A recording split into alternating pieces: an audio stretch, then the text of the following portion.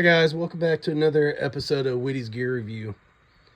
I know the last several videos we've kind of been, going some different ways, kind of showing some EDC bags, retiring some bags, going over some other items. But some of y'all have asked, hey, we haven't done a Temu haul in a while.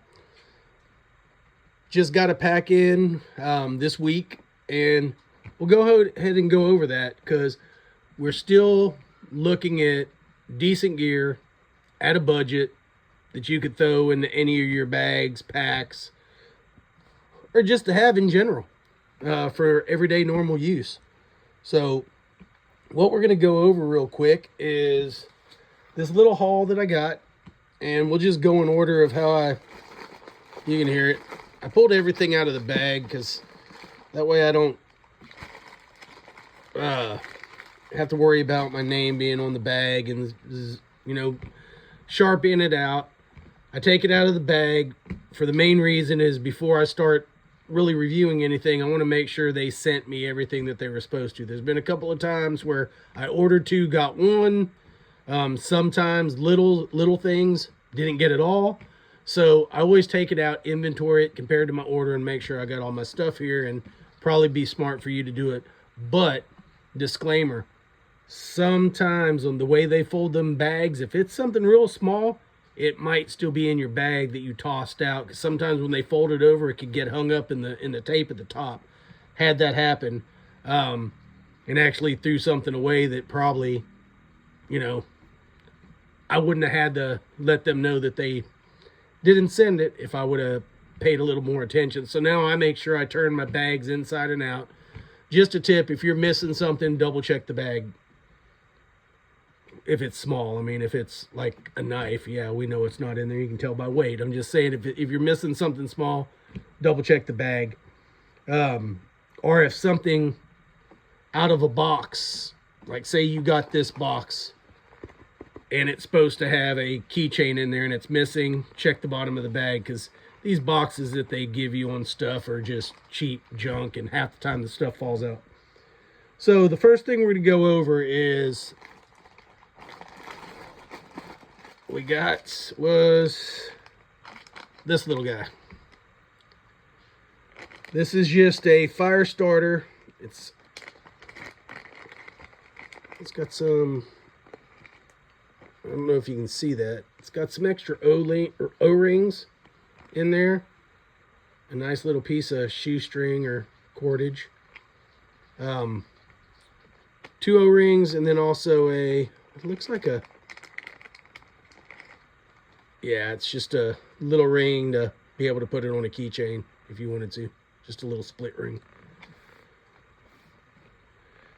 So a lot of people that pretty much do EDC or anything like that might recognize this design. And it's one of the reasons I bought it, because I just wanted to see how it performed. But for small little survival fire starters, Exotac probably makes the best ones I've seen. And this is a copy.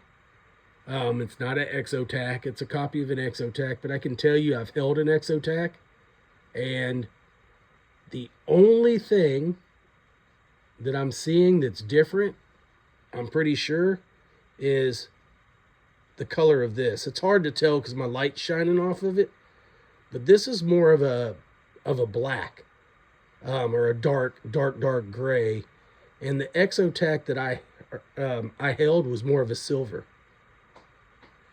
If you have an Exotac, let me know if yours is silver, if maybe that's a chain, maybe the newer ones have a darker one, but this is almost like a dark gunmetal, not a silver like the original one that I had held.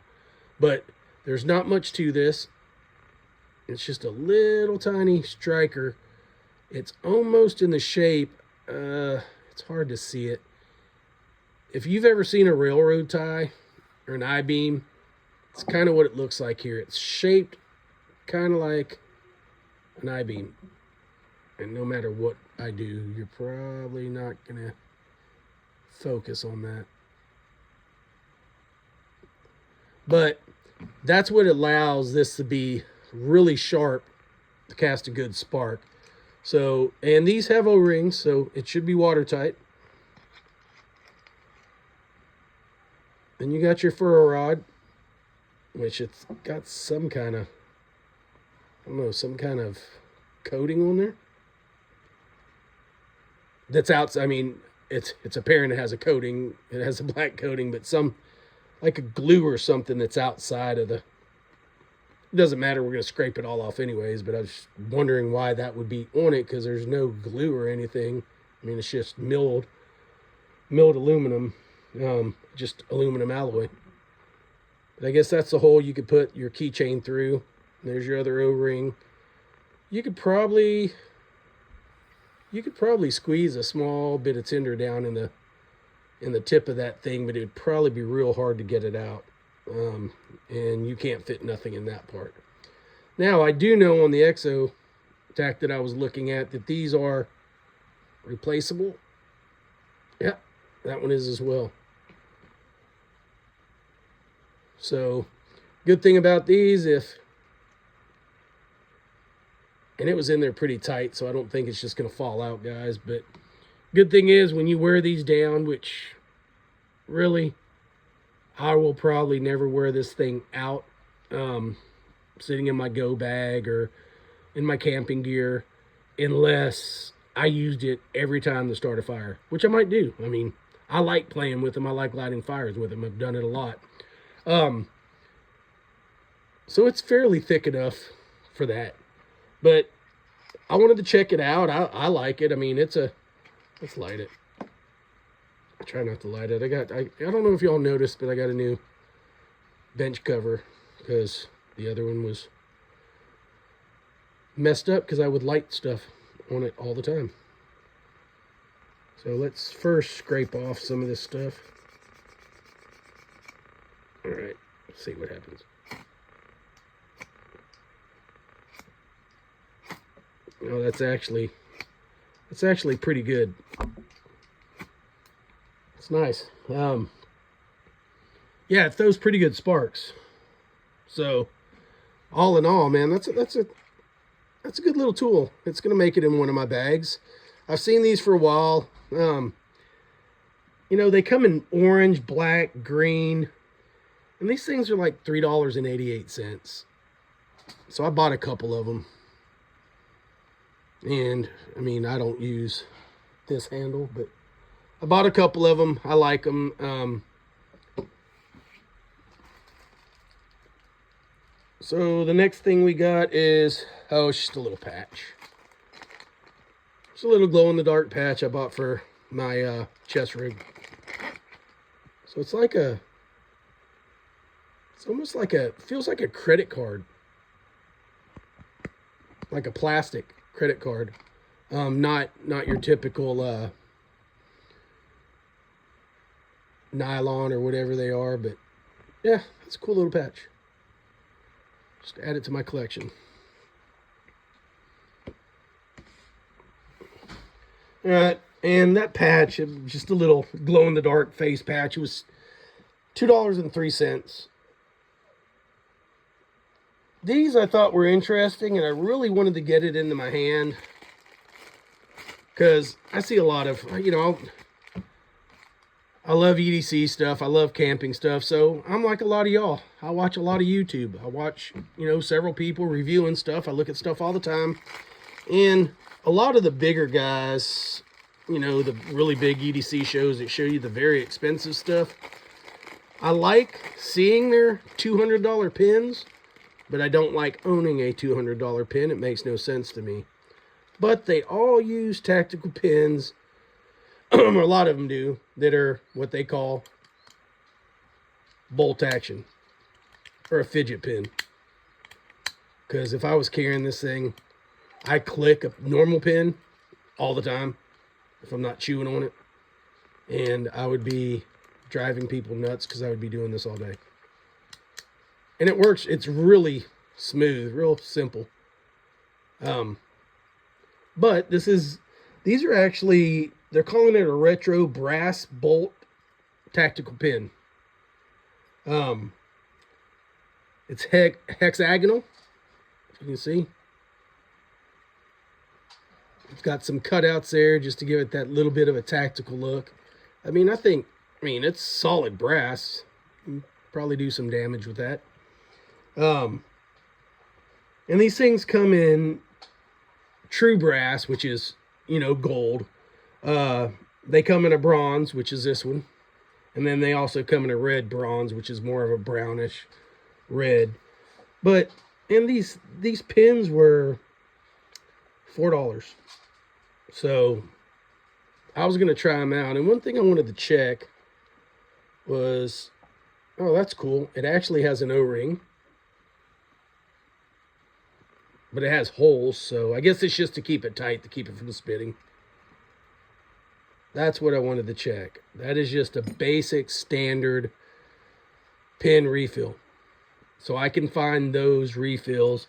Some of them I worry about. Am I ever going to be able to, if it goes, the ink runs out, is it some special made cartridge that I'm never going to be able to find again? This one is not. Those are actually fairly standard. Let's see.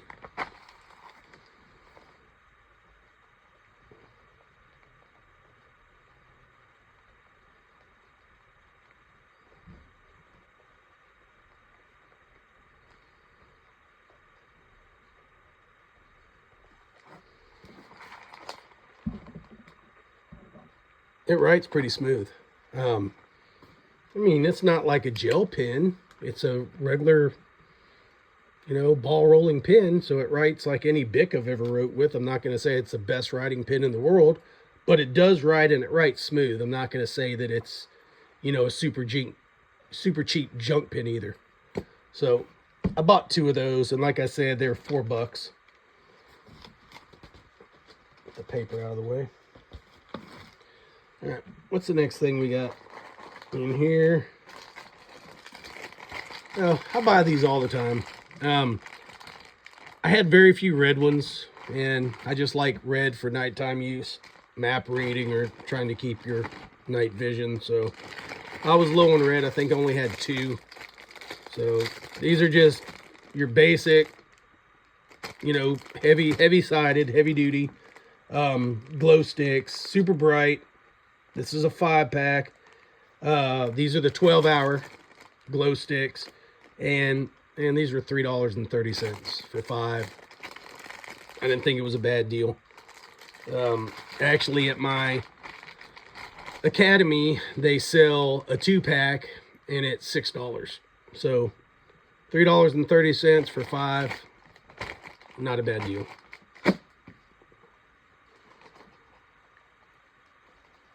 And what is this? Poncho? No. Okay. I thought it looked like a poncho.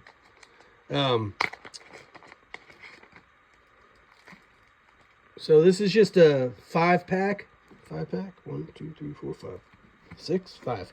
This is just a 5-pack of Fresnel lenses.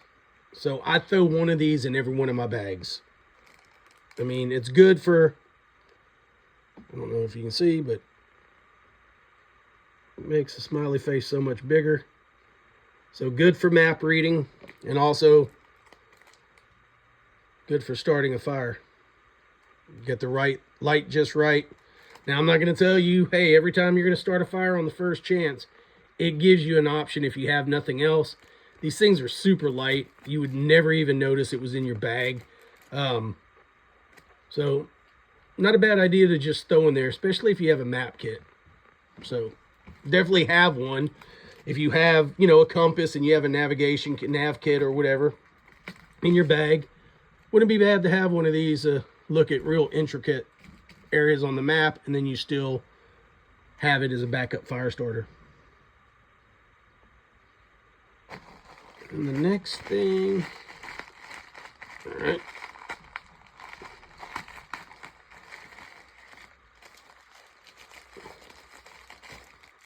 Man, they didn't want you to scratch that up. It's the first time I've ever seen one that was triple bagged. Come on. This is just another pin. This is a lot nicer pin. If you can see it, it's got more of a bullet design. So it's supposed to look like a bullet. I think that's yeah, it's a little sniper rifle or hunting rifle as the pin clip. Little brass top, brass on the bottom. And this is actual wood. This is actually ebony wood. They also come in, I believe, rosewood. So if you like the color of rosewood, you can get that. This is actually an ebony. And man, that pin feels nice in the hand. It really does. It feels like I should be writing like a book or signing the Declaration of Independence or something. It's fancy in my mind. But it's also bolt action. And this one's a single bolt, which the other one locks off to the side, but this one just pulls straight down and locks. So it's a real fluent mechanism. So I like that. I wonder if we can take this apart like the other one. Yep.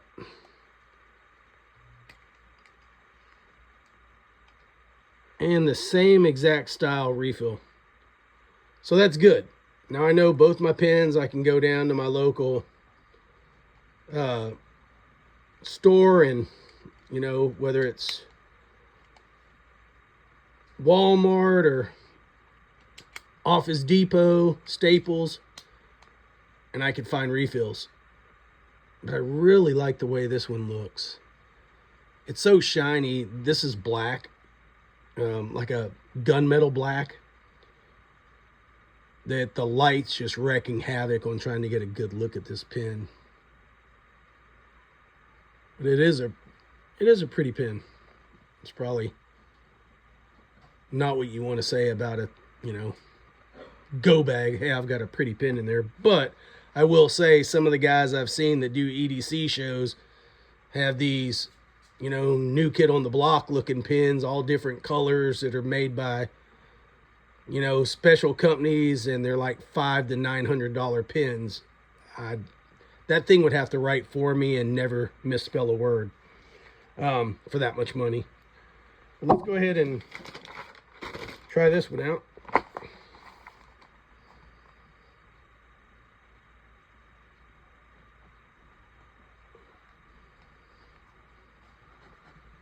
Okay, so not really a difference, but it seems like this one writes better.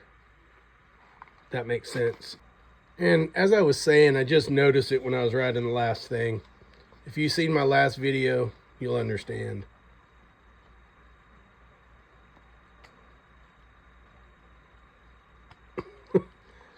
So if you're going to buy a $900, $500 to $900 pen, it better put the B in subscribe. I write it like I say it. I subscribe. Anyways, that's it on that pen. I mean, I like the pen. It's going to make it into probably my sling bag. Let's go on to the next thing. And this pen was $4.99. So, not a super expensive pen. It writes all the same. It's, I guess, in line with the Zebra. Zebras are like $4, so, you know, not a bad pen. The next thing I got this for a purpose. Man, I was looking at all my local stores. I was trying to find something to fit something that I had. And when I was looking at this, I thought, man, that's really big for a flashlight. They're calling it a flashlight bag. I'm like, that's really big. And I looked at the dimensions and I'm like, man, if this opens up wide enough, this might work for what I need it to. This is just a polyester bag, flashlight bag. The clip, not much to it. Can hook on your MOLLE strapping. Weave it through your bag, whatever. But what I got this for, and we'll find out together. I hope it fits. So I've got my Laplander Baco Laplander, and I was wanting to put this outside my bag. When I pull stuff out of my bag, let's see, it's got some scratches on her, but this thing's awesome. But when I throw it in my bag, when I pull some stuff out, it tends to get lost or wedges itself down towards the bottom. I usually put it on the side of my bag, but it just always falls over. I don't know. So I was trying to find a way to mount it to the outside of my bag, but where it didn't look like I had a big, some people might think this is just a big flip open knife, and I didn't want people to think that. So let's see. It might work.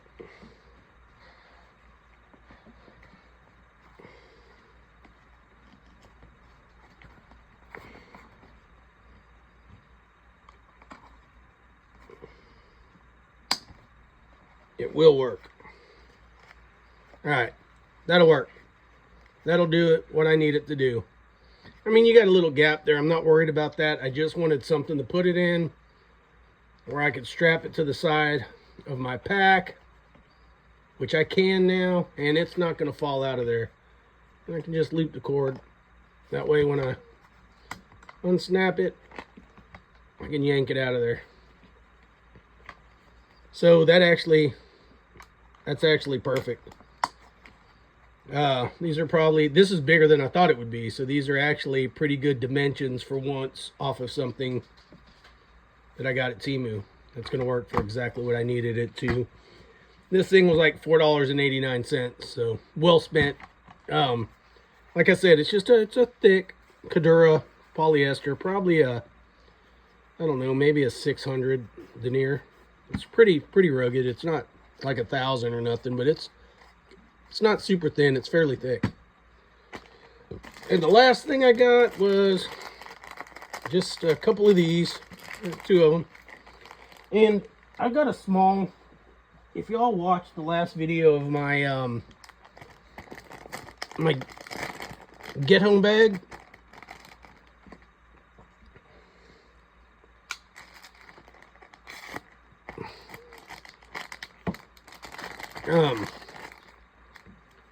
I have a small little fire bag. I got it right here. Y'all may remember it from my last episode, or a couple episodes ago, but it just had this, it came with this patch. I left it on there, but it doesn't scream fire to me. I didn't want nothing big and gigantic. Guess you got to take this off to get it to stick. That'll work. Now I know that's my fire bag. And that's all I wanted. Something small, but yet catchy. I mean, that's fire. Little match.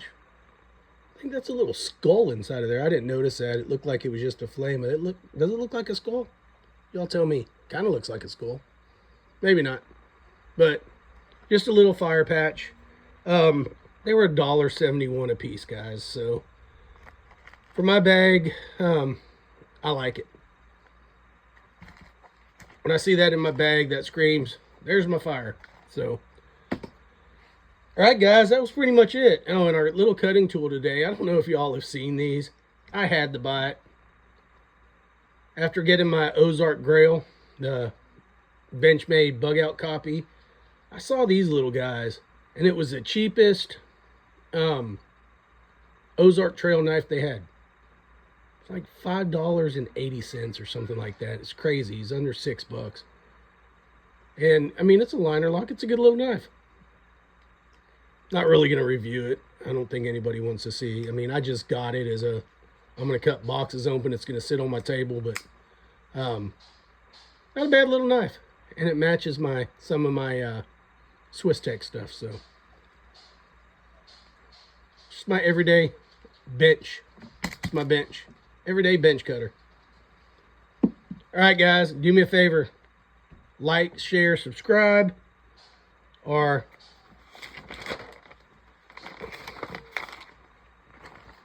subscribe. Share the video. Let everybody know we're out here. We're doing this so you don't have to buy it before I try it. So, appreciate y'all. Stay tuned for the next one. Love every one of y'all. We'll see you on the next one.